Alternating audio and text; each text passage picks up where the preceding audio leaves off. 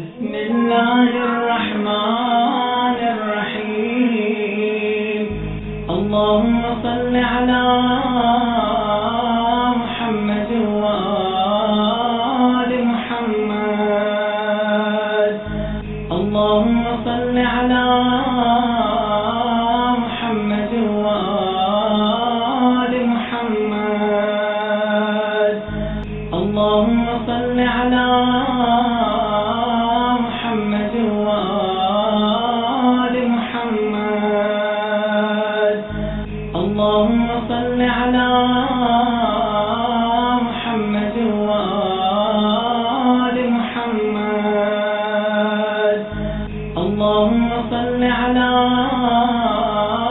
محمد وآل محمد. معزز ناظرین، جاوید کا سلام قبول کیجیے. یہ مجلس جیسا کہ آپ کو علم ہے میری اہلیہ مرحومہ کی برسی کے موقع پر ان کے ایصال ثواب کے لیے منعقد کی گئی ہے.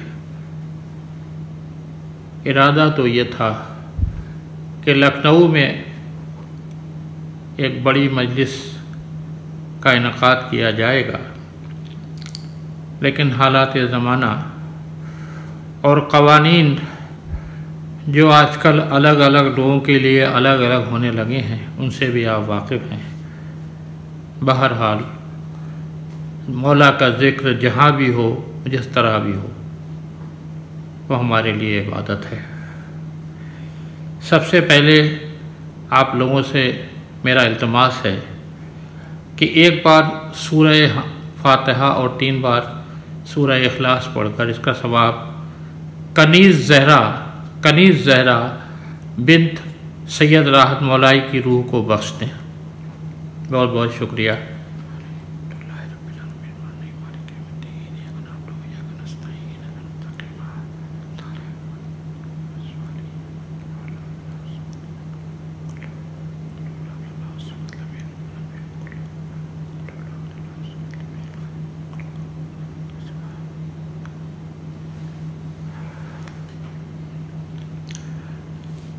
میں مرحومہ کے حوالے سے ایک دو قطعات پیش کروں گا، پھر اس کے بعد آگے بڑھوں گا کہ یا رب، وہ ان کا نام کنیز زہرا میں پہلے بھی عرض کر چکا ہوں.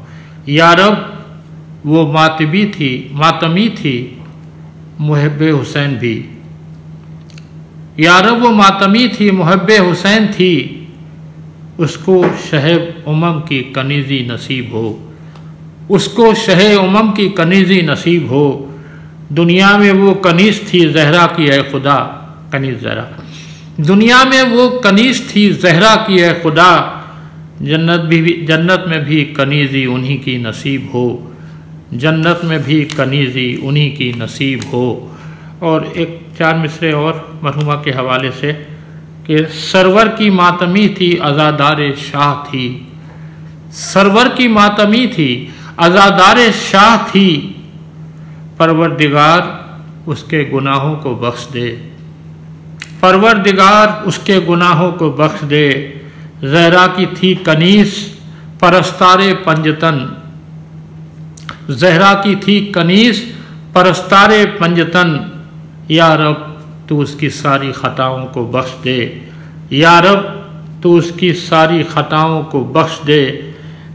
ایک دو قطعات اور نص کرتا ہوں کہ یہ آگ کربلا کے حوالے سے، خصوصاً شاب غریبہ کے حوالے سے، یہ آگ فقط دل ہی جلائے گی تمہارا. یہ آگ فقط دل ہی جلائے گی تمہارا. جو چیز بچانی تھی بچا لائی ہے زینب. یہ آگ فقط دل ہی جلائے گی تمہارا. جو چیز بچانی تھی بچا لائی ہے زینب. اب جو بھی جلانا ہے بست شوق جلا دو. اب جو بھی جلانا ہے بست شوق جلا دو. سجاد کو خیمے سے اٹھا لائی ہے زینب. سجاد کو خیمے سے اٹھا لائی ہے زینب. اور ایک قطعہ اور آپ کی سماعتوں کی نظر کرتا ہوں سلام کی طرف بڑھنے سے پہلے کہ کتنے نازک ہیں محبت کے تقاضے جاوید،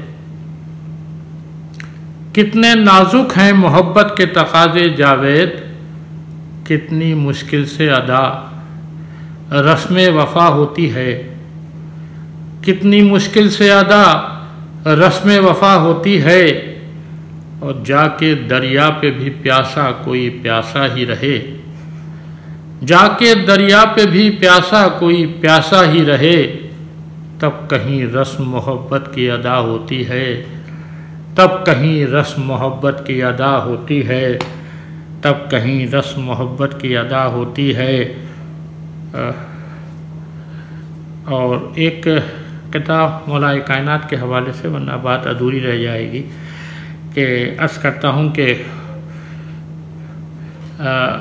اسے تھا خدمت خلق خدا کا شوق بہت، اسے تھا خدمت خلق خدا کا شوق بہت، خوشی کے ساتھ وہ کاندھوں پہ بوجھ ڈھوتا تھا، خوشی کے ساتھ وہ کاندھوں پہ بوجھ ڈھوتا تھا، اسی لیے تو اسے بوتراب کہتے ہیں، اسی لیے تو اسے بوتراب کہتے ہیں، وہ بادشاہ تھا پھر بھی زمین پہ سوتا تھا، وہ بادشاہ تھا پھر بھی زمین پہ سوتا تھا، وہ بادشاہ تھا پھر بھی زمین پہ سوتا تھا۔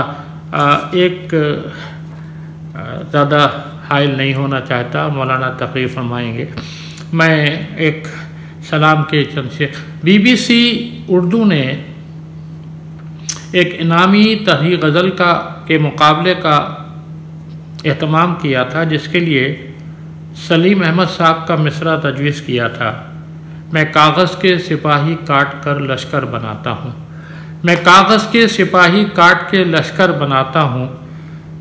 تو میں نے کوئی غزل وزل تو نہیں کہی تھی، میں نے اس زمین چونکہ بہت اچھی تھی تو میں نے اس میں کچھ شعر کہے ہیں، وہ سلام کے، وہ میں آپ کی خدمت میں پیش کر رہا ہوں، ملاحظہ فرمائیے کہ میں جب دل کو اسیر الفت سرور بناتا ہوں، میں جب دل کو اسیر الفت سرور بناتا ہوں، مجھے لگتا ہے میں جنت میں اپنا گھر بناتا ہوں، مجھے لگتا ہے میں جنت میں اپنا گھر بناتا ہوں۔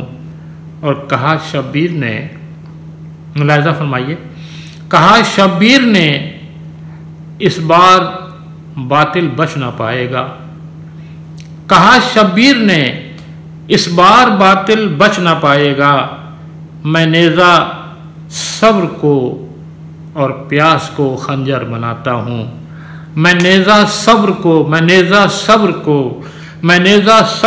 اور پیاس کو خنجر بناتا ہوں، کہ زیارت کی تمنا دل میں جب بیدار ہوتی ہے، زیارت کی تمنا دل میں جب بیدار ہوتی ہے، تصور کے محل میں روضہ سرور بناتا ہوں، تصور کے محل میں روضہ سرور بناتا ہوں، اور قلم والا ہوں مجھ کو خوف کیا شمشیر باطل کا، قلم والا ہوں مجھ کو خوف کیا، قلم والا ہوں مجھ کو خوف کیا شمشیر باطل کا، بشکل نظم تیر و نیزہ و خنجر بناتا ہوں، بشکل نظم تیر و نیزہ و خنجر بناتا ہوں۔ اور یہ شعر بطور خاص اس کو وہاں مسقط میں میرے احباب بہت پسند کرتے تھے، انشاءاللہ آپ کو اچھا لگے گا، کہ نہ بھٹکا ہوں نہ بھٹکوں گا، ملاحظہ فرمائیے، نہ بھٹکا ہوں نہ بھٹکوں گا، اور اس کا راز بھی سنیے، نہ بھٹکا ہوں نہ بھٹکوں گا، اور اس کا راز بھی سنیے، جسے رہبر سمجھتا ہوں اسے رہبر بناتا ہوں، جسے رہبر سمجھتا ہوں اسے رہبر بناتا ہوں۔ اور شعر دیکھیے، میں شاعر حق کا ہوں باطل سے میری جنگ رہتی ہے۔ دیکھیے، جب میں نے یہ مصرع پڑھا تو بہت سے لوگ سمجھے میں نے تضمین کی ہے اور میں پڑھنے والا ہوں کہ میں کاغذ کے سپاہی کاٹ کر نہیں، میں نے تضمین نہیں کی ہے، اور نہ میں یہ پڑھنے والا ہوں کہ میں کاغذ کے سپاہی کاٹ کے لشکر بناتا ہوں۔ آپ میرا شعر دیکھیے کہ میں شاعر حق کا ہوں، میں شاعر حق کا ہوں باطل سے میری جنگ رہتی ہے، 72 شعر کہہ کے روز ایک لشکر بناتا ہوں، 72 شعر کہہ کے روز ایک لشکر بناتا ہوں، غم شبیر میں جاوید ساری عمر رویا ہوں، غم شبیر میں جاوید ساری عمر رویا ہوں، غم شبیر میں جاوید ساری عمر رویا ہوں، یہ میرا شوق ہے میں آپ کو گوہر بناتا ہوں، یہ میرا شوق ہے میں آپ کو گوہر بناتا ہوں۔ اور زیارت کی تمنا دل میں جب بیدار ہوتی ہے، تصور کے محل میں روضہ سرور بناتا ہوں، اور نہ بھٹکا ہوں نہ بھٹکوں گا، اور اس کا راز بھی سنیے، جسے رہبر سمجھتا ہوں اسے رہبر بناتا ہوں۔ میں شاعر حق کا ہوں باطل سے میری جنگ رہتی ہے، 72 شعر کہہ کے روز ایک لشکر بناتا ہوں، 72 شعر کہہ کے روز ایک لشکر بناتا ہوں۔ بہت بہت شکریہ، خدا حافظ، التماس سے دعا۔ اعوذ باللہ من الشیطان اللعین الرجیم، بسم اللہ الرحمن الرحیم، اللہم صلی علی محمد وآل محمد، اللہم صلی علی محمد وآل محمد، اللہم صلی علی محمد وآل محمد۔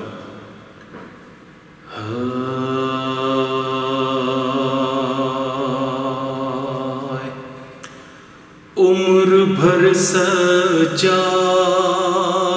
کو یہ بات تڑپاتی رہی، عمر بھر سجاد کو یہ بات تڑپاتی رہی، اور سامنے بھائی کے بہنا گھڑکیاں کھاتی رہی، عمر بھر سجاد کو یہ بات تڑپاتی رہی، اور شمر بچی کے تماچے مارتا تھا جس گھڑی، اور شمر بچی کے تماچے مارتا تھا جس گھڑی، اور دیکھ کر ایک بھائی رو دیتا تھا اپنی ہتھ کڑی، اور کچھ نہ کر پایا برادر، اور وہ چلاتی رہی، عمر بھر سجاد کو یہ بات تڑپاتی رہی، اور سوچتا ہوں کس قدر تھا سخت عابد کا جہاد، اور سوچتا ہوں کس قدر تھا سخت عابد کا جہاد، اور وہ سلگتا دشت، وہ ایک بے کفن میت کی یاد، اور سید سجاد کو جو خون رلواتی رہی، عمر بھر سجاد کو یہ بات تڑپاتی رہی، اور روز بڑھتا ہی گیا بیمار کا درد جگر، اور سسکیاں عابد سکینہ کی نہ بھولے عمر بھر، اور درد میں ڈوبی صدا کانوں سے ٹکراتی رہی، عمر بھر سجاد کو یہ بات تڑپاتی رہی، اور یوں غموں میں مبتلا تھی زندگی سجاد کی، اور یوں غموں میں مبتلا تھی زندگی سجاد کی، اور رہ گئی ہاتھوں کو مل کر بے کسی سجاد کی، اور پھول جیسی زندگی زندہ میں مرجھاتی رہی، عمر بھر سجاد کو یہ بات تڑپاتی رہی، اور کس طرح آخر بھرے گھر کی تباہی بھولتا، اور کس طرح آخر بھرے گھر کی تباہی بھولتا، اور ناتواں کیسے پھوپھی کی بے ردائی بھولتا، اور واقعات کربلا ہر سانس دہراتی رہی، عمر بھر سجاد کو یہ بات تڑپاتی رہی، اور پیار کر کر کے میری صغرا بہن کو پوچھنا، اور پیار کر کر کے میری صغرا بہن کو پوچھنا، اور میری جانب سے پھوپھی اہل وطن کو پوچھنا، اور پیار کر کر کے میری صغرا بہن کو پوچھنا، اور میری جانب سے پھوپھی اہل وطن کو پوچھنا، اور دیر تک قبر سکینہ سے صدا آتی رہی، عمر بھر سجاد کو یہ بات تڑپاتی رہی، اور پا چکے عابد رہائی لوٹ کر گھر آ گئے، اور پا چکے عابد رہائی لوٹ کر گھر آ گئے، اور ساتھ ساتھ آنکھوں میں سب زندہ کے منظر آ گئے، اور ہر طرف صورت سکینہ کی نظر آتی رہی، عمر بھر سجاد کو یہ بات تڑپاتی رہی، اور بن گئے قسمت اندھیرے اور اجالے کھو گئے، اور روتے روتے پھول سے رخسار زخمی ہو گئے، اور کس قدر قسمت یتیمہ پر ستم ڈھاتی رہی، عمر بھر سجاد کو یہ بات تڑپاتی رہی،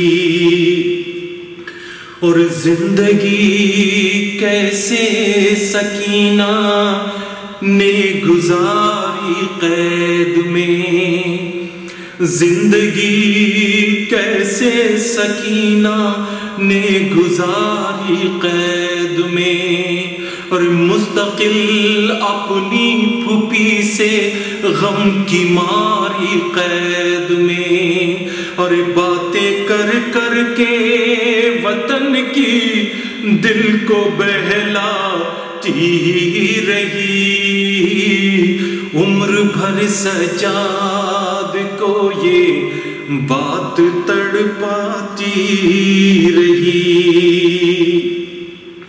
اور خون آنکھوں سے سلیم اکبر ابلتا ہی رہا، خون آنکھوں سے سلیم اکبر ابلتا ہی رہا، اور یاد عابد میں قلم اختر کا چلتا ہی رہا، مستقل زنجیر کی آواز سی آتی رہی، عمر بھر سجاد کو یہ بات تڑپاتی رہی، عمر بھر سجاد کو یہ بات تڑپاتی رہی، سامنے بھائی کے بہنا گھڑکیاں کھاتی رہی، عمر بھر سجاد کو یہ بات تڑپاتی رہی۔ پر محمد و آل محمد صلوات، اللہم صلی علی محمد و آل محمد۔ اعوذ باللہ من الشیطان الرجیم، بسم اللہ الرحمن الرحیم، الحمد للہ رب العالمین، والصلاة والسلام علی اشرف الانبیاء والمرسلین،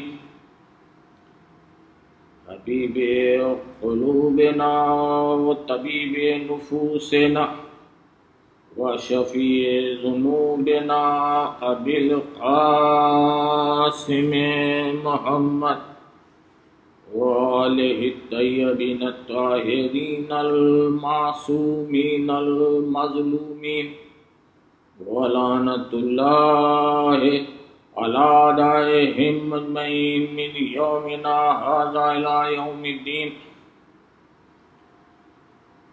اما بعد فقط قال اللہ تبارک و تعالی فی کتابہ المبین، وهو أصدق الصادقين، بسم الله الرحمن الرحيم،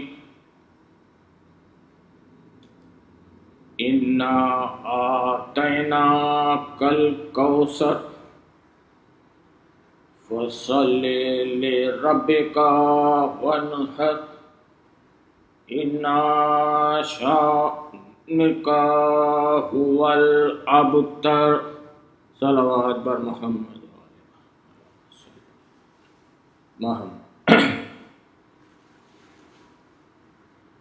حضرات، جیسا کہ آپ جانتے ہیں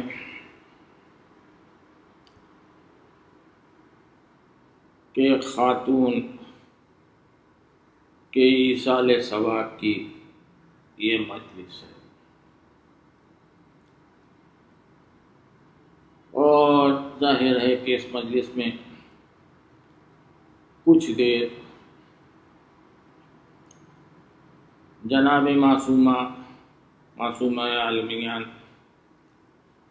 کا ذکر بھی مقصود ہے، اس لیے میں نے خاص طور پر سورہ کوثر کو اپنا سرنامہ کلام قرار دیا، وہ سورہ کہ جو جناب معصومہ کی شان میں،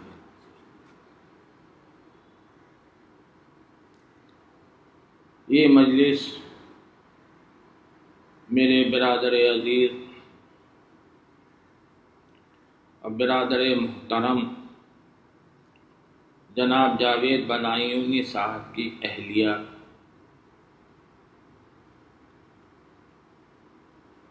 کے ایصال ثواب کے لیے برپا ہوئی ہے،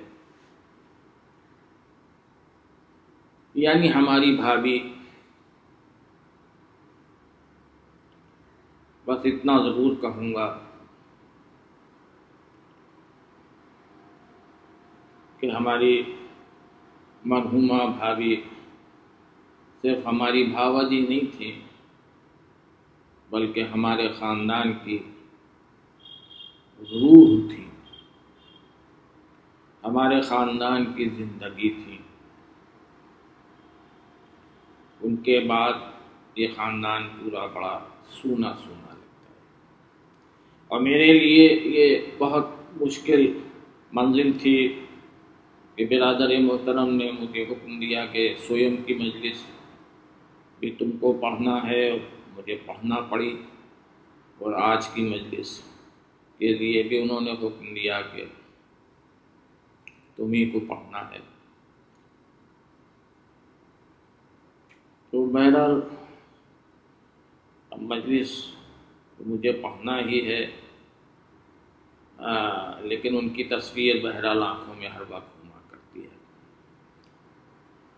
برادران عزیز، سورہ کوثر کو میں نے اپنا سرنامہ کلام قرار دیا۔ تاریخ کے اوراق کو پلٹیے،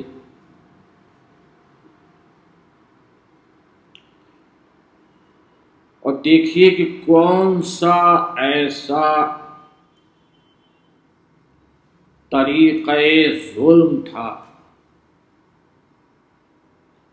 کہ جو مشرکین مکہ اور کفار قریش نے رسول اللہ کے خلاف استعمال نہ کیا۔ کوئی ظلم کا طریقہ باقی نہیں چھوڑا۔ اتنے پتھر اکثر و بیشتر مارے ہیں کہ خون پیشانی اقدس نے قدم بوسی کی ہے۔ اتنے پتھر کہ جس میں اثر پتھروں سے ڈھک گیا، اور ملائکہ نے آ کر پھر وہ پتھر ہٹائے، کانٹے بچھائے، کوڑا پھینکا، کوئی طریقہ، شاعر ہیں، قرآن شاعری ہے، ساحر ہیں، جادو کرتے ہیں، وغیرہ وغیرہ، کوئی طریقہ ایسا نہیں تھا کہ جو اختیار نہ کیا ہو کفار و مشرکین نے رسول اللہ کے خلاف ظلم کا طریقہ۔ لیکن تاریخ میں کوئی ایک جگہ دکھا دیجئے کہ جہاں ان تمام مظالم کے باوجود بھی زبان محمدی شکوہ گو نظر آئی، یعنی زبان رسالت پر شکوہ نظر آئی، ہر پتھر کا جواب مسکرا کے دیا رسول۔ لیکن یہ ابتر ہونے کا تانا، یہ اتنا جذباتی تانا تھا،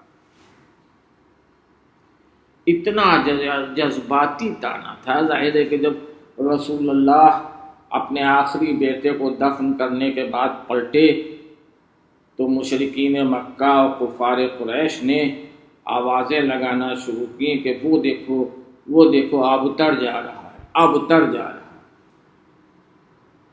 ابتر کا مطلب جس کی نسل منقطع ہو گئی۔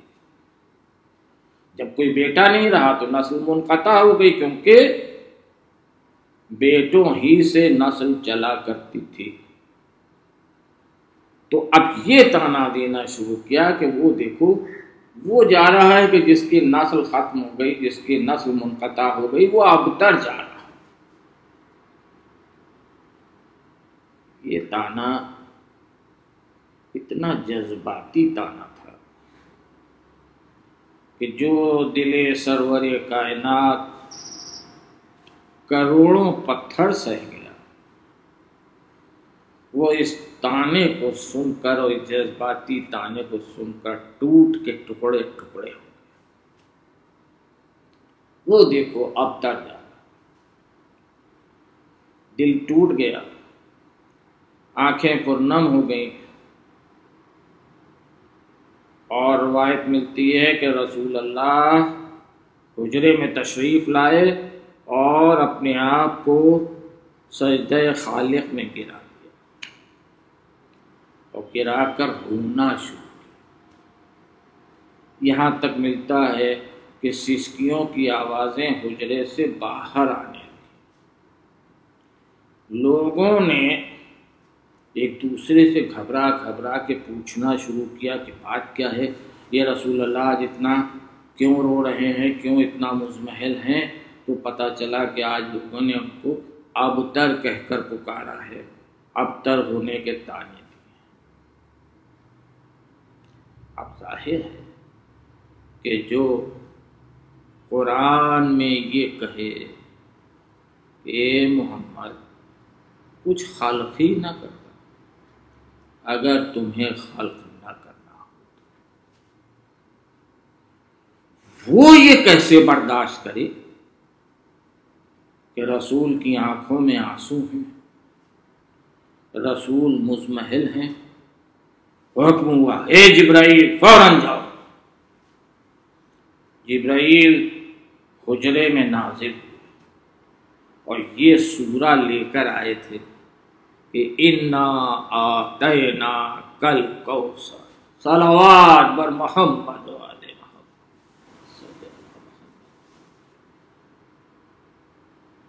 اللہ جانے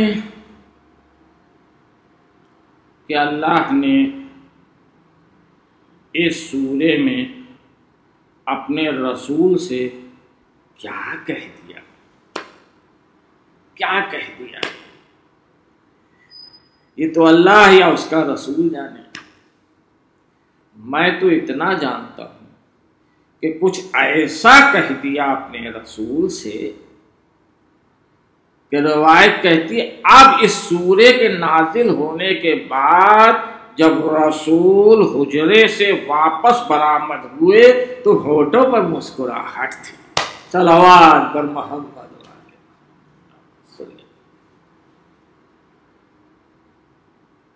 انا آتینا کل کوثر۔ اے حضور، ظاہر ہے کہ آپ مجھ سے بہتر جانتے ہیں، اس تاریخ میں مجھے تفصیل میں نہیں جانا ہے کہ قرآن کی پورے قرآن کو تقریباً مرکز سے ہٹانے کی مسلمانوں نے بھرپور کوشش کی کہ یہ مرکز سے ہٹ جائے، لفظوں کی تفسیروں کے ذریعے کہ اہل بیت کے یہ معنی ہیں اور یہ معنی ہیں، اور قرابہ کے یہ معنی ہیں اور یہ معنی ہیں۔ مختصر یہ کہ قرآن کو کسی طرح سے مرکز سے ہٹ جائے، سورے جو ہیں وہ اپنے مرکز سے ہٹ جائیں، آیات اپنے مرکز سے ہٹ جائیں۔ وہ ایک پوری تاریخ ہے، اس وقت میرا مجلس میں موضوع نہیں ہے وہ، لیکن جو پورے قرآن کے ساتھ کیا وہی سورے کے ساتھ بھی کیا کہ یہ سورہ مرکزیت سے ہٹ جائے، ہٹ جائے۔ تو کہ کوثر کے معنی جو ہیں وہ حوض کوثر کے ہیں۔ تفسیر میں جو بیان کیا کہ کوثر کے معنی حوض کوثر۔ اللہ اکبر، میری سمجھ ہی میں نہیں آتا۔ قرآن نے بار بار کہا کہ تم تدبر سے کام کیوں نہیں لیتے، تم فکر کیوں نہیں کرتے، تم غور کیوں نہیں کرتے، تم عقل کا استعمال کیوں نہیں کرتے؟ اب آپ ہی بتا دیجئے کہ عقل کیا کہتی ہے کہ انا آتینا کل کوثر، ہم نے آپ کو کوثر عطا کیا. تو کیا یہاں کوثر سے مراد وہ حوض کوثر ہو سکتا ہے جو مسلمان سمجھ رہے ہیں؟ ارے بھائی کوئی دریاؤں کا جھگڑا نہیں ہے، کوئی پانی کا جھگڑا نہیں ہے، کوئی حوض کا جھگڑا نہیں ہے، ابتر ہونے کا طعنہ دیا گیا ہے رسول کو. تو آپ غور فرمائیں. اور دوسری بات یہ، رسول اس وقت مضمحل، رسول کی آنکھوں میں آنسو اس وقت ہیں، رسول اس وقت رو رہے ہیں اور ان کی آنکھوں میں آنسو ہیں. یہ حوض کوثر کیا؟ یہ حوض کوثر جس کا تعلق اس دنیا سے تو ہے ہی نہیں، آنے والی کسی دنیا سے، قیامت کے بعد ہم جنت میں جائیں گے اور حوض کوثر پر پہنچیں گے، تو اس دنیا سے تو حوض کوثر کا تعلق ہے نہیں. تو اگر یہاں وہ حوض کوثر مراد ہے تو پھر یہ کیا عطا کا طریقہ ہی میری سمجھ میں نہیں آیا، یہ تسکین کا طریقہ ہی میری سمجھ میں نہیں آیا کہ رسول پریشان آج ہیں، رسول کا دل مضمحل آج ہے، رسول اس وقت پریشان ہے، اور وعدہ ہو رہا ہے کوثر کا، حوض کوثر کا، کہ جس کا تعلق ابھی اس دنیا سے ہے ہی نہیں. تو یہ کیسے تسکین کا سبب بن سکتا ہے؟ یہ کچھ میری سمجھ میں نہیں آیا، عقل نہیں. معاذ اللہ کوئی میں اس سے کوئی تعلق نہیں ہے، میں الگ سے ایک مثال پیش کر رہا ہوں تاکہ میری بات پہنچ جائے بلا تشبیہ. ایک آدمی آیا آپ کے دروازے پہ، کہہ رہا میں بہت بھوکا ہوں، کچھ کھانا مل جائے. تو آپ نے کہا ہاں کھانا تو تمہیں کھلائیں گے، مگر اگلے سال آج ہی کی تاریخ پہ آنا. یہ کون سی بات ہے؟ وہ آج بھوکا ہے، وہ آج پریشان ہے، آپ اگلے سال کی بات کر رہے ہیں. اور جو مسلمان حوض کوثر کی بات کر رہے ہیں وہ تو اگلے سال کی بھی نہیں، وہ تو آنے والی کسی دنیا کی بات ہے. تو وہ تسکین کا سبب کیسے ہو سکتا ہے؟ نہیں. اچھا پھر ایک بات اور بتائیے، اللہ نے اپنے نبی کو کیا کچھ نہیں بخشا؟ نبوت ہی نہیں، خاتم النبیین بنایا. مگر یہ نہیں کہا کہ فوراً سجدہ شکر بجا لائیے اور قربانیاں پیش کی. اشراف المرسلین بنایا. مگر یہ نہیں کہا کہ فوراً فے لگی ہوئی ہے نا، فوراً سجدہ شکر بجا لائیے اور قربانیاں پیش کی. تو خاتم النبیین بنایا، اشرف المرسلین بنایا، نہ سجدہ مانگا نہ قربانیاں مانگی. تو یہ حوض کوثر کون سی ایسی چیز ہو گیا کہ فصل لے رب کا ونحر، فوراً سجدہ شکر بجا لائیے اور قربانیاں پیش کی. عقل کیا کہتی ہے؟ تدبر کیا کہتا ہے؟ کہ یہ حوض کوثر مراد ہو ہی نہیں سکتا، ممکن ہی نہیں ہے. اب ایک اصول سن لیجئے قرآن کا، کہ قرآن کا اصول یہ ہے بنیادی، کہ اگر آپ کا ذہن کسی ایک آیت پر اٹک جائے گا اور کوئی ایک آیت ہے کہ جو آپ کے لیے وسوسہ پیدا کر رہی ہے، تو قرآن کا اصول یہ ہے کہ فوراً دوسری آیت بڑھ کر اس کی وضاحت کر دی، فوراً وضاحت کر دی. اب یہی اصول اس سورے میں دیکھ لیجئے آپ. اگر پہلی آیت میں کوثر سے مراد حوض کوثر ہوتا، دریا ہوتا، پانی ہوتا، تو آخری آیت میں بھی دریاؤں کا ذکر ہوتا، پانی کا ذکر ہوتا، کسی اور حوض کا ذکر ہوتا.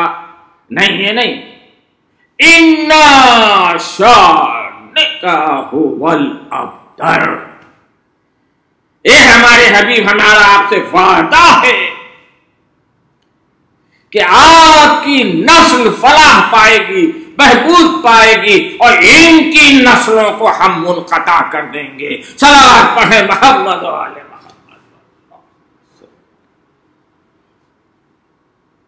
تو پتہ یہ چلا، تیسری آیت نے یہ بتایا کہ پہلی آیت میں کوثر سے مراد فلاح نسل رسول ہے۔ آپ کی نسل فلاح پائے گی، بہبود پائے گی، ہمارا وعدہ ہے، اے ہمارے حبیب، اور ان کی نسلوں کو ہم منقطع کر دیں گے۔ اب ایک بات یہاں پہ عرض کر دوں بھائی، قرآن میں یہ وعدہ ہے، قرآن میں کس کا وعدہ ہے؟ اللہ کا۔ کس سے وعدہ ہے؟ اپنے رسول سے۔ قرآن میں وعدے ہی تو ہیں، ہم سے بھی وعدے ہیں، سب وعدے ہی ہیں، جنت ملے گی اور یہ ہوگا، اور وہاں پہ حوض کوثر ہوگا، وہاں پہ حوریں ہوں گی، اور وہاں پر میوے ہوں گے، اور وہاں پر وعدے ہی تو ہیں نا، ابھی تو کچھ مل نہیں رہا۔ تو مسلمانوں سے وعدے ہی ہیں قرآن میں۔ اب یہ بتائیے کہ جو سورہ کوثر میں اللہ نے اپنے رسول سے وعدہ کیا تھا فلاح نسل کا، اگر کہیں یہ وعدہ پورا نہ ہوا ہوتا تو پھر کس مسلمان کو قرآن کے وعدوں پر اعتبار رہ جاتا؟ صلوات پر محمد علیہ محمد اللہ صلی۔ پھر کس مسلمان کو قرآن کے وعدوں پر اعتبار رہ جاتا؟ تو ظاہر ہے، اب آپ دیکھیں کہ اللہ نے جو وعدہ کیا وہ کس طرح سے پورا ہوا۔ کوئی خطہ ارض، کوئی دنیا کا حصہ مجھے ڈھونڈ کر دکھا دیجئے کہ جہاں آج اولاد رسول موجود نہ ہو۔ کوئی جگہ، کوئی کونا دنیا کا کہ جہاں اولاد رسول آج موجود نہ ہو، اور کسی ایک کو پکڑ لائیے جو یہ کہے کہ ہم ان کی اولاد ہیں جنہوں نے رسول اللہ کو ابتر ہونے کے طعنے دیے تھے، کوئی ایک۔ تو اللہ نے اس وعدے کو کس طرح سے پورا کیا۔ اب یہ الگ بات ہے کہ اللہ نے فلاح نسل کا اصول رسول کے سلسلے میں بدل دیا کہ میرے رسول کی نسل بیٹے سے نہیں، بیٹی سے چلے گی، بیٹی سے چلے گی، لہذا بیٹی عطا کی اللہ نے۔ اور بیٹی کے جو دو بیٹے ہوئے حسن اور حسین، ان کو اللہ نے رسول کا بیٹا قرار دیا، اور قرار نہیں، بڑے اہتمام سے قرار دیا، اس لیے کہ بیٹا کہہ دینا بات الگ ہوتی ہے۔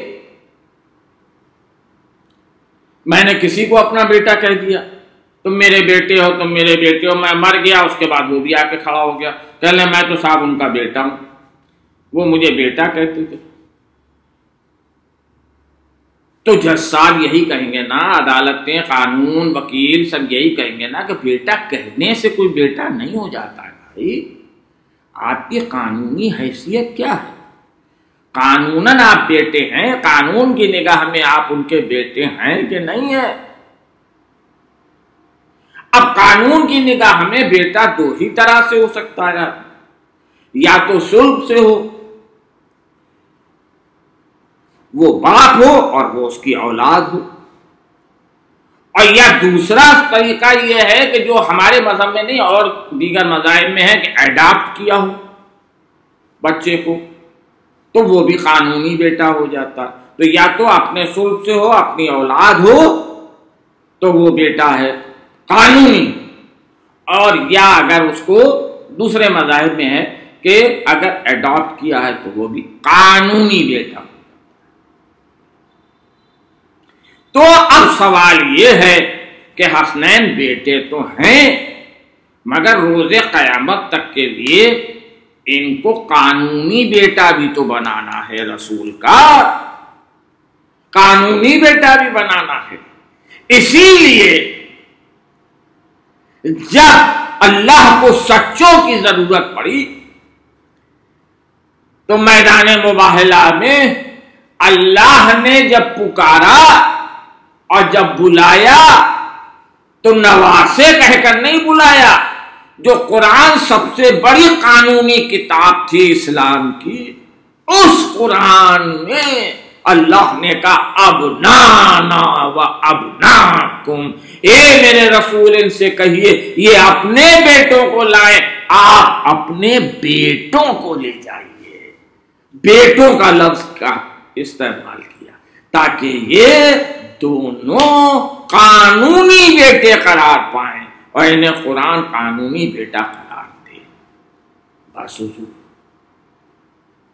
بیٹی عطا کی اور کہا کہ میرے رسول کی نسل بیٹی سے چلے گی. اللہ اکبر، کس شان کی بیٹی عطا کی ہے اللہ نے اپنے رسول کو. اب دامن وقت میں جو اتنی گنجائش ہوگی بس عرض کروں گا کہ آپ غور فرمائے. اشارے ظاہر ہے کہ ایک مجلس میں کتنا عرض کر سکتا ہوں. بیٹی عطا کی اور اس شان کی بیٹی کہ روایات متفق علیہ ہیں کہ جب کبھی رسول در سیدہ کے سامنے سے گزرے سلام کیا، اللہ اکبر، اور جب کبھی سیدہ پر نظر پڑی تو رسول کھڑے ہو گئے، احتراماً کھڑے ہو گئے. اور روایت اتنا ہی نہیں ہے کہ سرور کائنات کھڑے ہو گئے، روایت یہ بھی کہتی ہے کہ رسول کھڑے ہو جاتے تھے اور سیدہ کو اپنی جگہ بٹھاتے تھے. اللہ اپنی جگہ بٹھاتے. اب آپ نے غور فرمایا. اچھا کر کون رہا ہے یہ؟ اب یہ بھی سن لیجیے بس چند الفاظ میں. یہ بھی ایک پس منظر بھی عرض کر دوں کہ یہ ایک تھیوری ایجاد کی گئی. رسول اللہ کی آنکھیں بند ہوتے ہی ایک تھیوری ایجاد کی گئی اور اس تھیوری کو بڑے زور و شور سے اس کی وکالت کی گئی کہ وہ رسول اللہ کے کام دو طرح کے تھے. ایک تو رسالت والے کام تھے اور ایک ان کے ذاتی کام تھے انسانوں جیسے. تو جو رسالت والے کام تھے ظاہر ہے کہ وہ دین پہنچانا اور رسالت سے متعلق جو کام تھے وہ تو ہم کر نہیں سکتے ہیں، وہ تو صرف رسول کا کام ہے. لیکن جو کام ان کے رسالت سے ہٹ کر تھے تو وہ ان کے ذاتی کام تھے.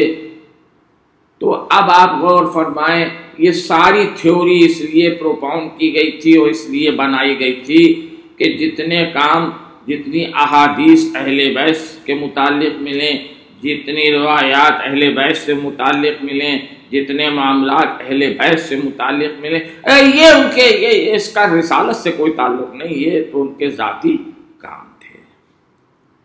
اب باقی سب کام رسالت والے تھے. اچھا اور اس کے بعد ارے آپ کبھی پڑھیے تو ارے کمال ہے، قیامت ہے. مولانا شبلی نعمانی کی 2 جلدوں میں کتاب الفاروق، جس میں اس تھیوری کو کیسی زبردست وکالت کی ہے مولانا شبلی نعمانی نے کہ وہ رسول بھی تھے اور وہ انسان بھی تھے.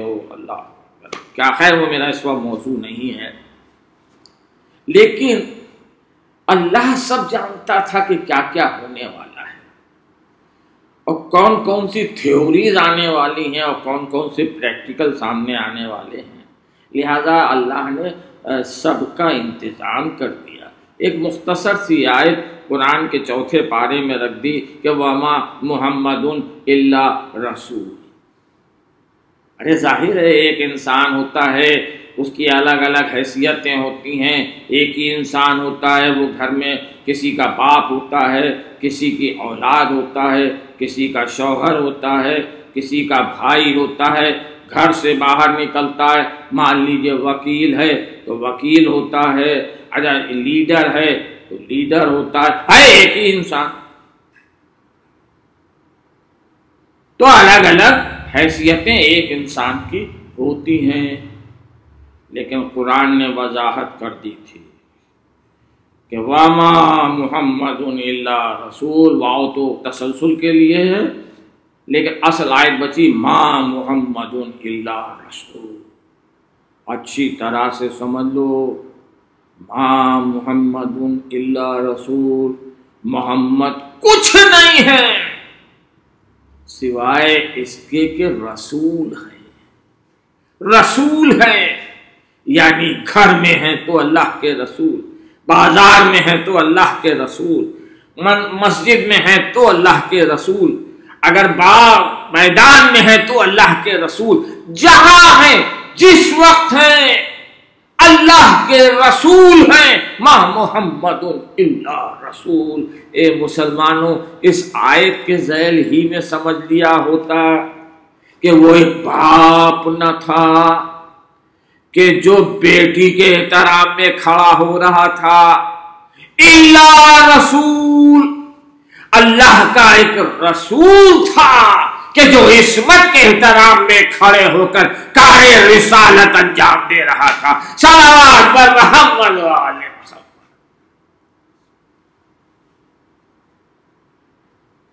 تو حضور جانتے سب تھے کہ یہ کار رسالت ہے، رسول کا کام ہے. اب کہیں یا نہ کہیں، اب اس کی دلیل بھی سن لیجئے. اس لیے کہ مسلمانوں نے یہ کہا کہ جو کام رسالت والے ہیں وہ تو ہم کر نہیں سکتے، وہ تو رسول ہی کرے گا. لیکن جو ان کے الگ کے کام ہیں رسالت سے ہٹ کر، وہ کام سنت ہے، اگر ہم کریں تو ثواب ہے.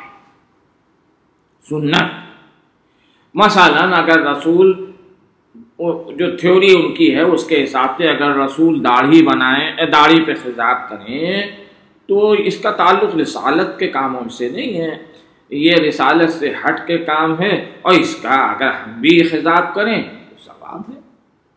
اگر رسول کھجور سے روزہ افطار کریں تو اب اس کا تعلق کوئی رسالت سے نہیں ہے. اب حالانکہ قرآن کہہ چکا ما محمد الا رسول، محمد کچھ ہے ہی نہیں سوائے اس کے کہ رسول ہے. اب اگر وہ کھجور سے روزہ افطار کریں تو یہ کوئی اس کا تعلق رسالت سے نہیں ہے، یہ تو ان کا اپنا ایک ذاتی کام ہے. ہاں ہم بھی اگر یہ کریں تو اس کا ثواب ہے. اچھا چلیے بھائی یہی صحیح، یہی تھیوری چلیے مانے لیتے ہیں آپ کی. تو پھر ایک بات بتائیے، یہ جو سرور کائنات اپنی بیٹی کے احترام میں کھڑے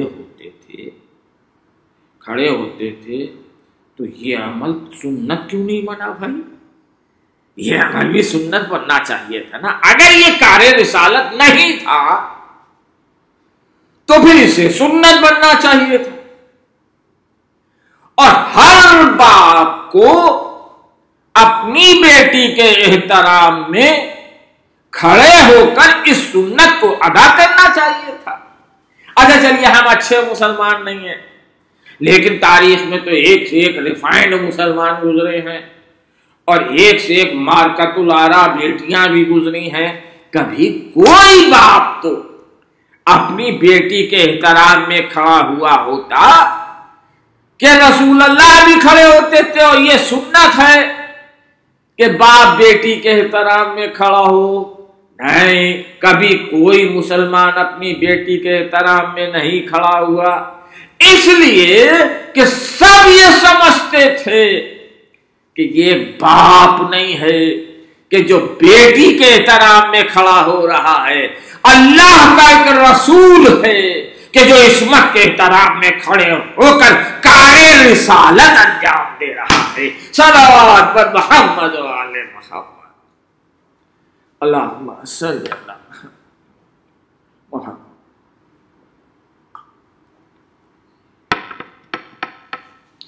اب آپ غور فرما لیں. اب لوگ کہہ دیتے ہیں کہ آپ شیعہ تو عجیب عجیب باتیں کرتے ہیں، کہہ دیتے ہیں کہ صاحب شریک کار رسالت ہیں، اور جناب معصومہ جو ہیں بِضْعَةٌ مِّنِّی، میرا حصہ ہے، میرا جز ہے، رسول نے کہا تو وہ کار رسالت کا بھی جز ہے۔ اور میں یہ کہتا ہوں بھائی، آپ کی جو تھیوری ہے کہ دو طرح کے کام ہیں، چلیے ایک بات بتا دیجئے، ایک بات آپ ہی بتا دیجئے کہ یہ مباہلہ جو ہے یہ کار رسالت ہے یا نہیں ہے، یہ رسول کا کوئی ذاتی کام ہے؟ اگر کار رسالت ہے مباہلہ تو پھر یہ بتائیے کہ اس میں کون کون شریک ہے؟ جناب معصومہ شریک ہیں، حسن اور حسین شریک ہیں، مولائے کائنات شریک ہیں۔ تو اگر کار رسالت ہے، اب اس سے کون مسلمان ہمت کرے گا کہ وہ کہے کہ مباہلہ کار رسالت نہیں ہے؟ تو پھر اگر کار رسالت ہے تو یہ پانچوں اس میں برابر کے شریک ہیں کہ نہیں ہیں؟ تو یہی تو ہم کہتے ہیں کہ شریک کار رسالت ہے۔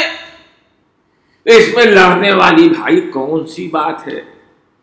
اچھا شریک ہم سے بھی تو لڑنے کا سوال ہی نہیں ہے، اس لیے کہ شریک ہم نے تھوڑی کیا ہے۔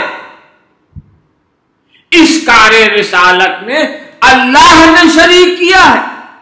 ابنانا و ابناکم و نسانا و نساکم و انفسنا و انفسکم، اللہ نے شریک کیا ہے۔ اللہ نے شریک کیا تو پھر بھیا اگر لڑنا ہے تو جا کے اللہ سے لڑو، ہم نے تو شریک کیا نہیں ہے۔ اب وہ صاحب جب مسلمان اعتراض کرنے پر اترتا ہے تو پھر وہ کچھ سوچتا نہیں ہے، رسول اللہ پہ بھی اعتراض کر دیتا ہے، رسول اللہ پہ بھی اعتراض کر دیتا ہے۔ ارے بتائیے، مباہلے میں لے گئے رسول اپنی بیٹی کو، اپنی زندگی میں گھر سے باہر نکالا ہے، یہ کیا بات ہے؟ ارے بھائی ذرا غور تو کیجیے، غور تو کیجیے کہ رسول کی مجبوری کیا تھی، کس لیے وہ سیدہ کو مباہلے میں لے گئے، اس پر غور تو کریے۔ دیکھیے مسئلہ کیا ہے، قرآن کہہ چکا تھا، تو توجہ سنیں گے، وقت نہیں ہے، بس 2-3 منٹ کے اندر، کہ قرآن کہہ چکا تھا کہ یا ایھا الذین آمنوا اتقوا اللہ وکونوا مع الصادقین، اے صاحبان ایمان تقوی اختیار کرو اور سچوں کے ساتھ ہو، سچوں کے ساتھ ہو جاؤ۔ لیکن یہ سچے ہیں کون، یہ نہ رسول اللہ نے بتایا، نہ قرآن نے کوئی لسٹ جاری کی کہ یہ ہیں سچے، ان کے ساتھ ہو جاؤ۔ اس کا مطلب اللہ کو سچوں کو پہچاننا تو پڑے گا کہ وہ سچے کون ہیں کہ جن کے ساتھ ہو جاؤ۔ اچھا، اب یہ جو رسول جا رہے ہیں مباہلے میں، حسنین کو لے کے، مولائے کائنات کو لے کے، شہزادی کو لے کے، جناب معصومہ کو لے کے، تو کیا وہاں کوئی تلوار چلانے کے لیے جا رہے ہیں؟ نہیں، تلوار تو بچوں پہ بھی جہاد ساقط ہے، عورت پہ بھی جہاد ساقط ہے، تو وہاں پہ کوئی تلوار تو چلنا نہیں ہے۔ نہیں، لعنت اللہ علی الکاذبین، جھوٹوں پر اللہ کی لعنت قرار دی جائے۔ ظاہر ہے کہ جھوٹوں پر لعنت قرار دینے کے لیے، اللہ کی لعنت قرار دینے کے لیے جا رہے ہیں، تو رسول انتخاب کریں گے، نگاہ انتخاب رسول کی ہوگی، اور رسول کچھ کرتا ہی نہیں ہے جب تک کہ وحی الہی نازل نہ ہو، تو نگاہ انتخاب رسول کی اور مہر ثبت ہوگی اللہ کی۔ ایسے سچے تلاش کیے جائیں گے تاکہ وہ جا کے جھوٹوں پر لعنت قرار دے۔ یعنی اس کا مطلب یہ ہے کہ ایک سچوں کی ڈیفینیشن تعریف پیش کرنا ہے رسول کو میدان مباہلہ میں. سچوں کی تعریف.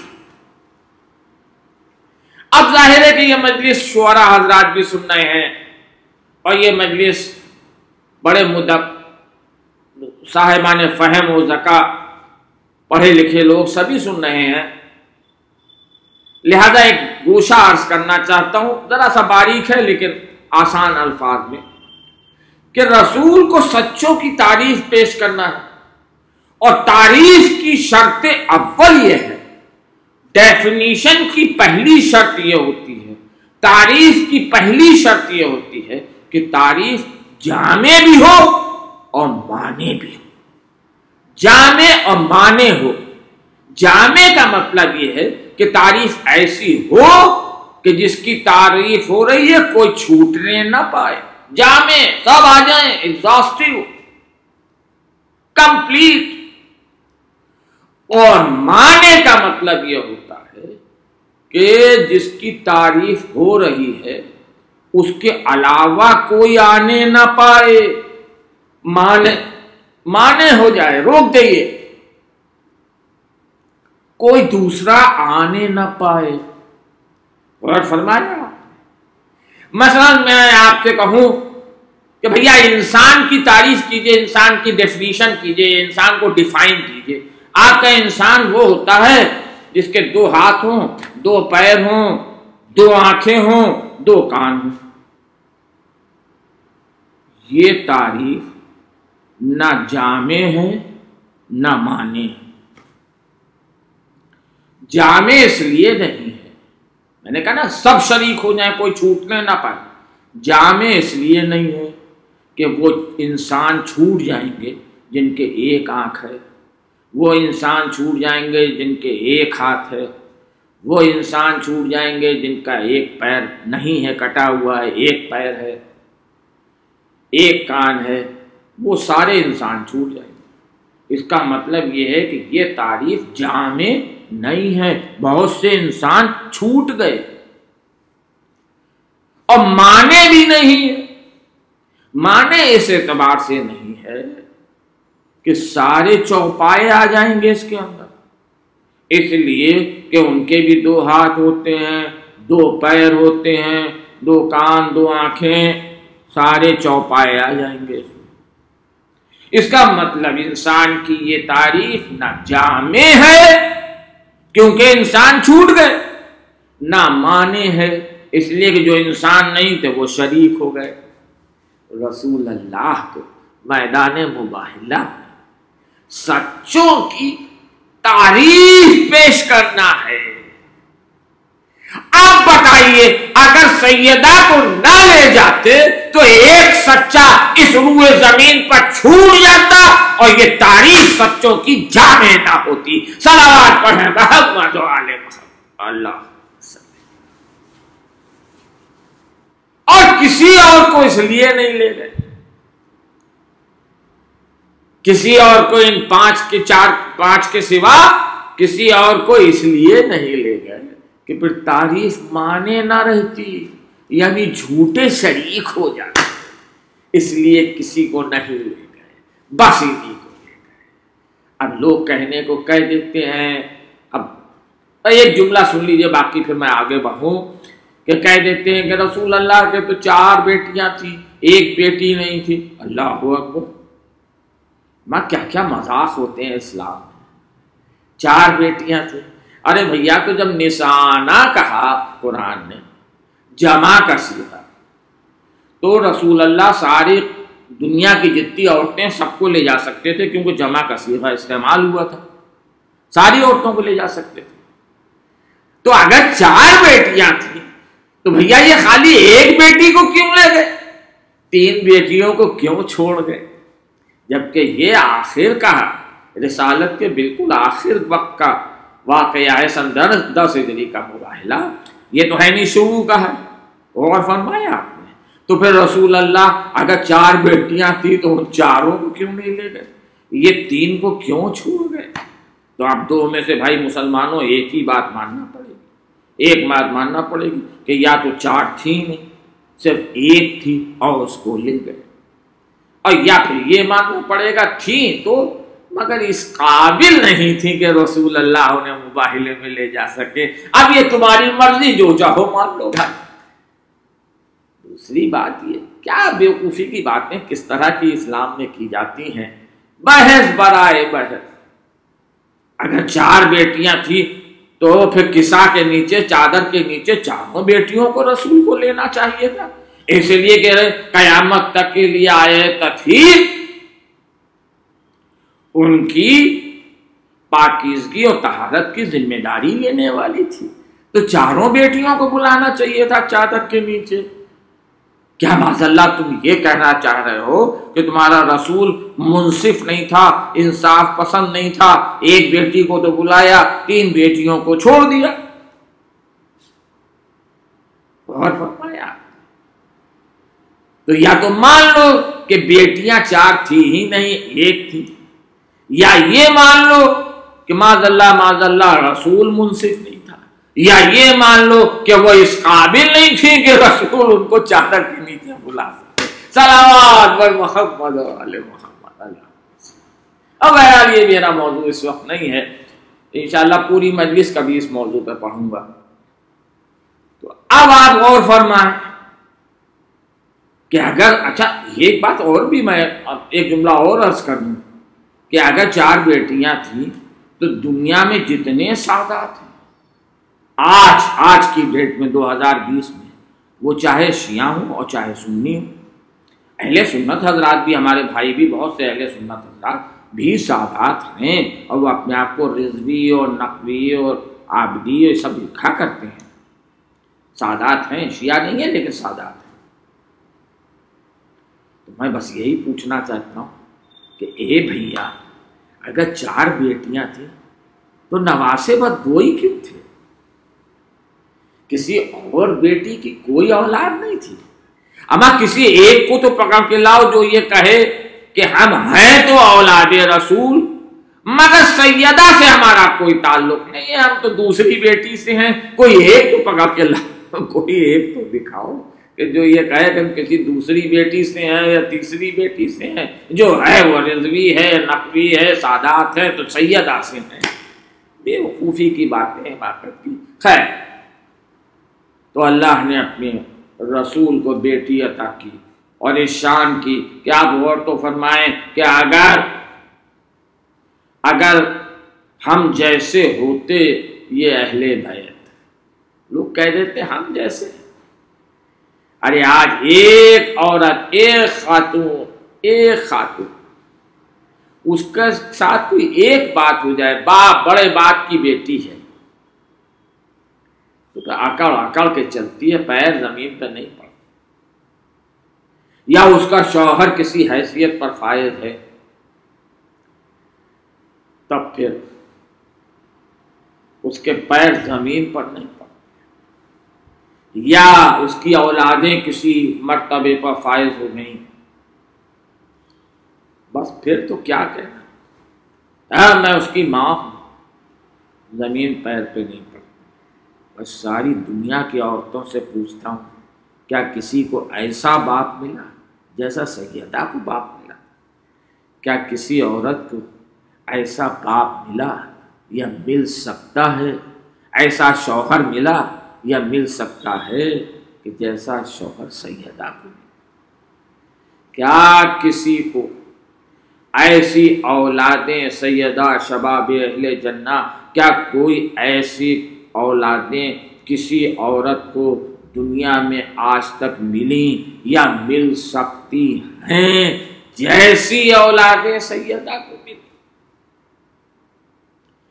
تو نہ باپ کی مثال ہے، نہ شوہر کا جواب دنیا ڈھونڈ سکتی ہے، نہ اولادوں کی مثال دنیا لا سکتی ہے۔ ایسی عورت کو کتنا گمان ہونا چاہیے تھا، بس آپ اسی سے اندازہ لگا لیں۔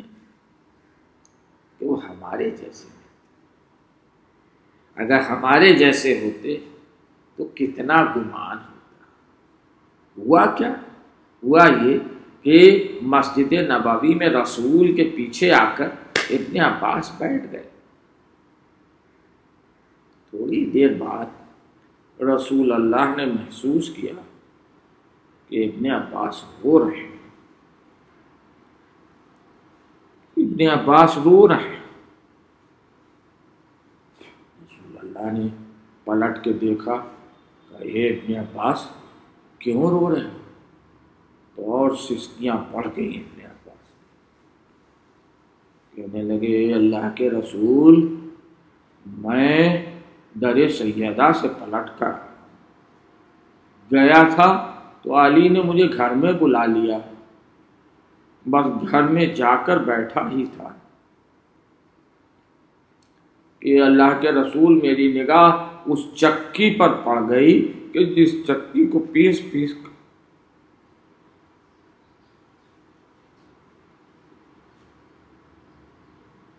سیدہ آٹا تیار کر۔ اے اللہ کے رسول، اس چکی کے پاٹ پر خون کی بوندیں جم اللہ، اور جب فضا آ بھی گئی ہیں کنیزی میں تو فضا کو حکم ہے کہ ایک دن کام تم کرو گے، ایک دن کام ہم کریں گے۔ اللہ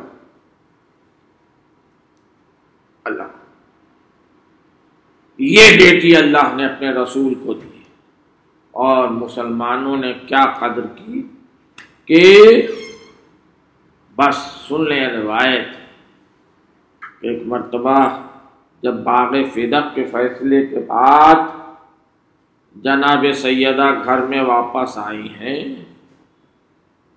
تو آنگن میں بیٹھ کر زار و قطار رونے لگی۔ دیکھیے ایک بات، میرا ایک جملہ سن لیجیے، آپ ایک جملہ سن لیجیے۔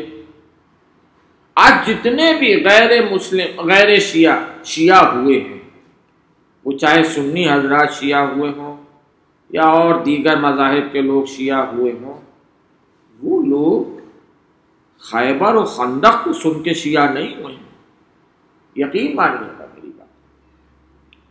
وہ اگر شیعہ ہوئے ہیں تو وہ اس بات کو سن کے ہوئے ہیں کہ رسول کی بیٹی دربار میں گئی اور دن بھر کھڑی رہی اور خالی ہاتھ وہاں سے واپس آ گئی۔ اللہ اکبر، اللہ اکبر، بس یہ سننا تھا کہ انہوں نے وہ مجبور ہو گئے اپنا عقیدہ بدلنے کے۔ گھر میں آئیں، آ کر آنگن میں بیٹھ گئی، جناب زینب و جناب ام کلثوم قریب آئیں، اماں کیوں رو رہی ہیں؟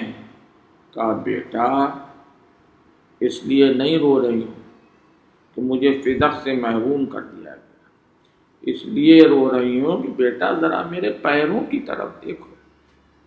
بیٹا میں دن بھر دربار میں کھڑی رہی، کسی نے یہ نہیں کہا کہ بنت رسول بیٹھ جائے۔ اللہ،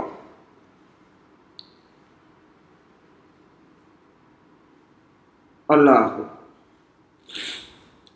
دربار میں جا کر زینب اور ام کلثوم کو مطلب صرف اتنا ہی نہیں ہے کہ اپنے حق کو طلب کیا ہے، وہ تو اپنی جگہ ہے، لیکن زینب اور ام کلثوم کو یہ راستہ بھی دکھا دیا کہ اے بیٹا اگر کبھی اسلام پر وقت پڑ جائے تو دربار میں جانے سے جھجکنا نہیں، لیکن میں آپ سے ایک بات کہوں جناب معصومہ کہ آپ جب دربار میں گئی تھیں تو کم سے کم سر تاپا آپ چادر سے تو ڈھکی ہوئی تھی، آپ کے ساتھ آپ کے بچے تو موجود تھے۔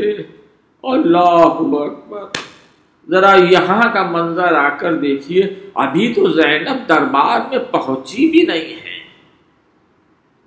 بلکہ سارا دن مسجد جامع کے سامنے دھوپ میں اس لیے کھڑی ہیں زینب کہ ابھی دربار کی سجاوٹ مکمل نہیں ہونے پائی ہے۔ اللہ اہل بیت اطہار یہ رسول اللہ کی بیٹیاں ہیں جنہیں دھوپ میں سارا دن اس لیے کھڑا کیا گیا کہ ابھی دربار کی سجاوٹ مکمل نہیں ہوئی ہے۔ راوی کہتا ہے کہ ایک شخص مسجد کی سیڑھیاں اتر کر آیا، بیمار کربلا کے قریب پہنچا اور ایک ایسا جملہ کہہ دیا اس نے کہ خدا کا شکر کہ اس نے، بس اس کے بعد میں جملہ دہرا نہیں سکتا۔ احترام اہل بیت مانے ہیں۔ بیمار کربلا ایک مرتبہ زنجیروں کی جھنکار گونجی، غور سے اس شخص کو دیکھا اور کہنے لگے بھائی تو ایسا نہ کہے، کم سے کم تو ایسا نہ کہے، اس لیے کہ تو حافظ قرآن ہے۔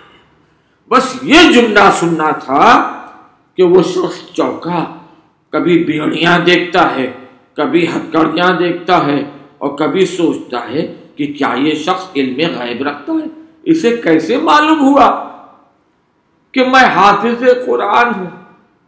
کہے بھائی تو نہ کہے، اس لیے کہ تجھے تو سورہ دہر زبانی یاد ہے، تو آئے تطہیر کی روز تلاوت کرتا ہے، تو آئے مودت کی تلاوت کیا کرتا ہے۔ بس اب اس سے رہا نہ گیا، بے چین ہو گیا، کہا رک جائیے، ٹھہر جائیے، یہ بتائیے آپ ہیں اللہ،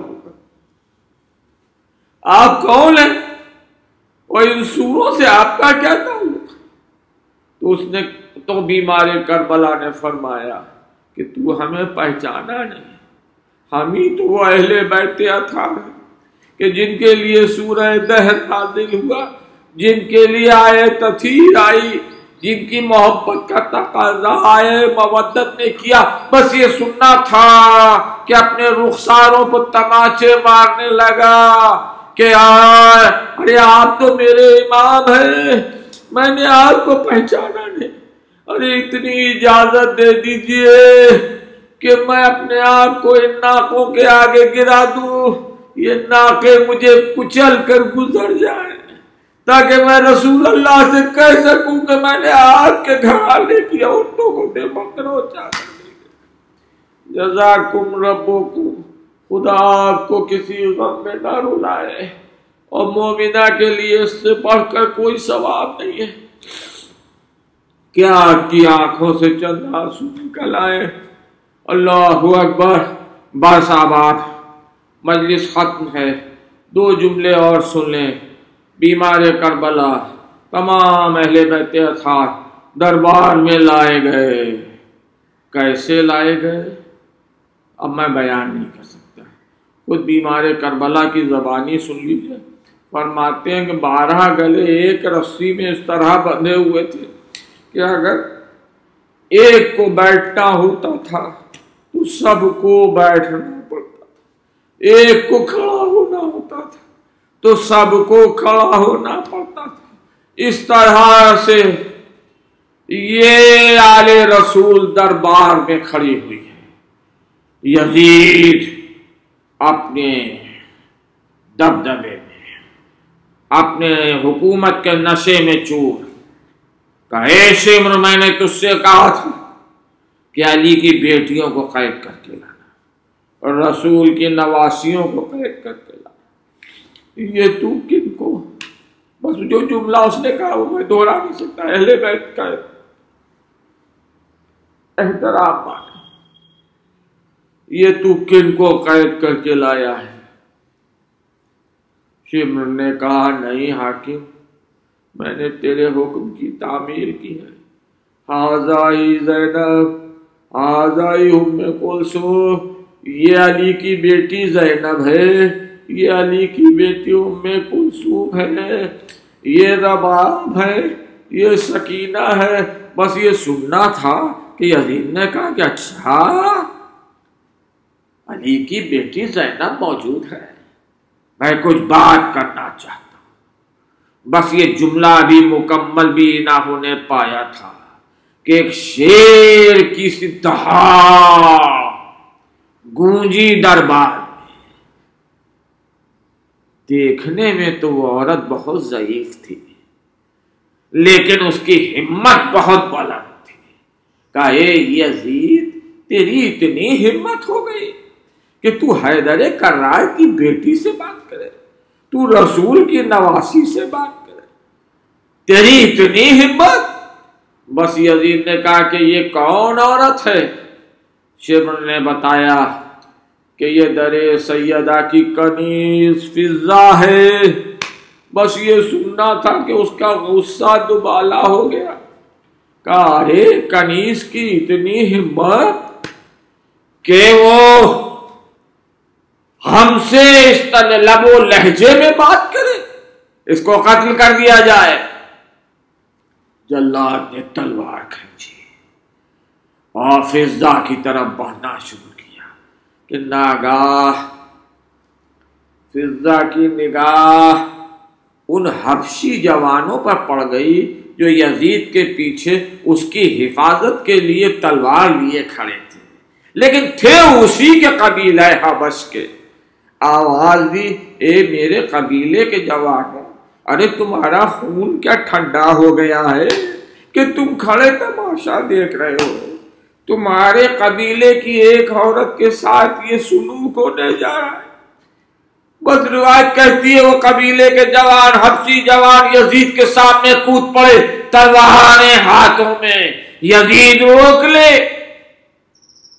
اگر یہ جلاد ایک قدم بھی آگے بڑھ تو تیرے دربار کی زمین خون سے لالہ۔ یزید ڈر گیا، بس جلاد کو رک جانے کا حکم دیا۔ جہاں یہ منظر سب نے دیکھا، وہاں یہ منظر میری شہزادی زینب نے بھی دیکھا۔ ایک قدم آگے بڑھی، بڑھ کر مبارکباد دی، اے میری ماں کی کنیز فضہ، تجھے مبارک ہو، ارے تیرے بچانے والے ابھی اس دربار میں موجود ہیں۔ علی کی بیٹیوں، رسول کی نواسیوں کا کوئی پرسان حال نہیں۔ اللہ لعنت اللہ علی قوم الظالمین، اللہم علی قتلۃ الحسین وصحبہ۔ آپ حضرات ایک مرتبہ کنیز زہرا عرف کامنی جاوید بنت راحت مولائی کہ ایصال ثواب کے لیے ایک سورہ فاتحہ پڑھ دیجئے۔ بسم اللہ الرحمن الرحیم، الحمدللہ رب العالمین الرحمن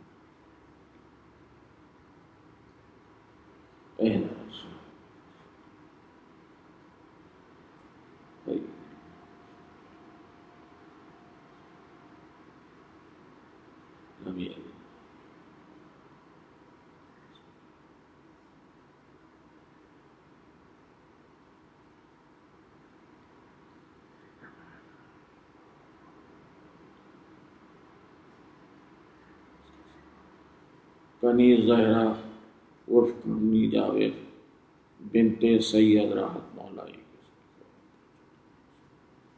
تابوت پا اماں کے رکھے ہوئے سر دونوں، تابوت پا اماں کے رکھے ہوئے سر دونوں، زہرا کے جنازے پا روتے سر دونوں، تابوت پا اماں کے رکھے ہوئے سر دونوں، جس سمت نظر ڈالو اس سمت اداسی ہے، ایک رنج و مصائب کی دنیا میں حواسی ہے، حسنین کے چہرے پا رونق نظر آسی ہے، وہ درد جدائی ہے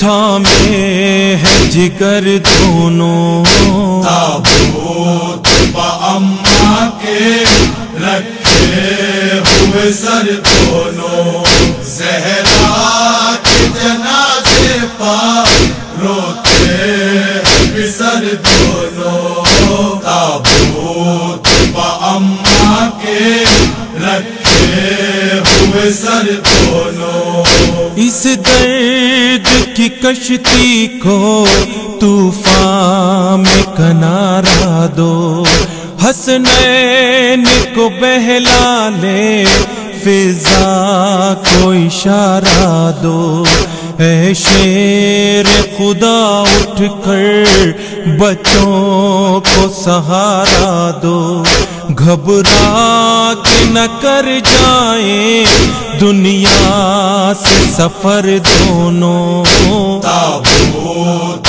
با اماں کے رکھے ہوئے سر دونوں، زہرا کے جنازے پر روتے ہیں بھی سر دونوں، تابوت با اماں کے رکھے ہوئے سر دونوں، غمناک کچھ اس درجہ احوال ہے دونوں کا، دل رنج و مصائب سے پامال ہے دونوں کا، اماں کی جدائی میں وہ حال ہے دونوں کا، لپٹے ہوئے بابا سے ہے نور نظر دونوں، تابوت با اماں کے رکھے ہوئے سر دونوں، زہرا کے جنازے پر روتے ہیں بھی سر دونوں، تابوت با اماں کے رکھے ہوئے سر دونوں، حسنین جنازے پر جب خاک بسر آئے، معصوم دعاؤں میں کچھ اتنے اثر آئے، وہ بند کفن ٹوٹے دو ہاتھ نظر آئے، مس ہو گئے اماں سے معصوم نظر دونوں، تابوت با اماں کے رکھے ہوئے سر دونوں، زہرا کے جنازے پر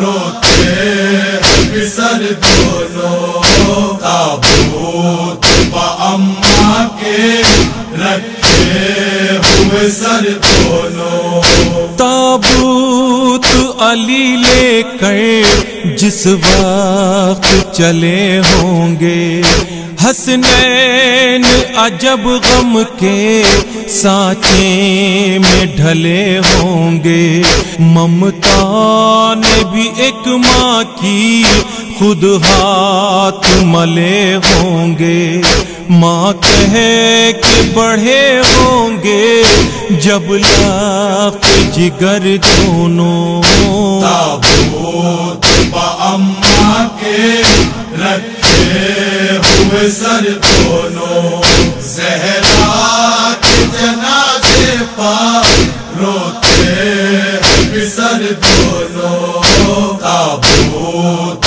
با اماں کے رکھے ہوئے سر دونوں، نوحہ یہ ادا اختر شبیر سے کب ہوگا، یہ سوچ کے روتے ہیں حسنین غضب ہوگا، پوچھے گی بہن ماں کو اور حال عجب ہوگا، دفنا کے جنازے کو جب جائیں گے گھر دونوں، تابوت با اماں کے رکھے ہوئے سر دونوں، زہرا کے جنازے پر روتے ہیں بھی سر دونوں،